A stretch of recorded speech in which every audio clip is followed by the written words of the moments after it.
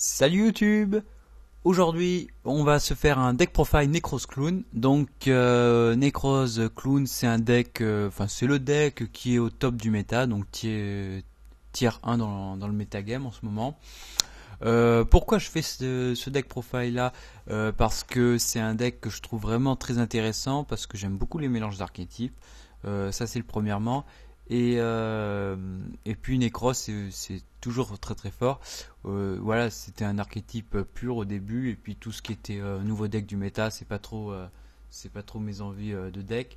Mais avec les Clown Blade qui sont arrivés et le mélange des deux, j'ai trouvé ça très intéressant de voir ce que ça donnait sur DevPro.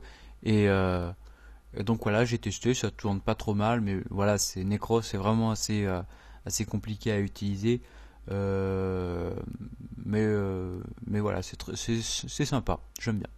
Alors, pour le main deck, donc on va commencer avec 3 Necros de Valkyrus. Je vous mettrez la vidéo en pause pour pouvoir lire les effets. 3 Necros Valkyrus, 3 Necros Unicorn, 3 Necros Clayum, 2 Necros Brio, 1 Necros Gangnir, 1 Trishula Necros et 1 Necros d'armure invincible. Donc voilà. Ensuite 3 Manju, 3 Senju, 1 Grand Sorcier Necros, 1 Shurit Stratégiste Necros, 1 Exécuteur Necros, 2 Entermage at Crinker, 2 Entermage Dommage Ungle et 1 Entermage Trunk Clown. Donc je vais vous lire quand même l'effet des entermages vu qu'ils sont sortis récemment.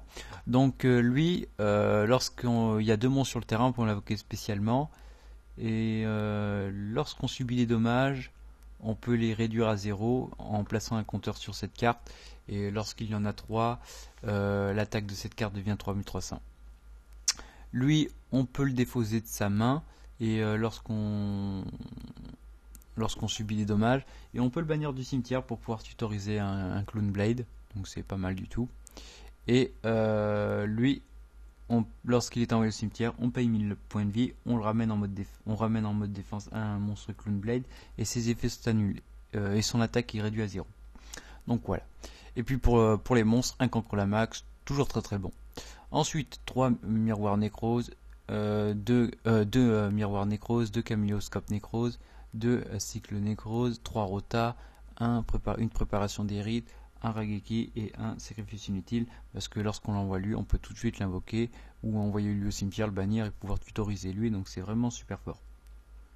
Pour les extra decks, donc 3 héros de la lumière arc, un shooting Quasar Dragon, un Trishula, un numéro 80 Furax, un Abyss Devler, un Exciton, un Entermage Trapèze Magicien, un 101, un Anti-Lumière, un Ragna 0, un Dégusto Phoenix, un Cowboy Gaga, un Castel et un numéro 104 Mascarade. Pour le side deck, donc 2 Cancre la max, 2 mains de glace et 2 mains de feu. Donc il y a des gens qui jouent Necros Hand, c'est toujours très très bien. 3 typhons, parce que je les joue pas main deck.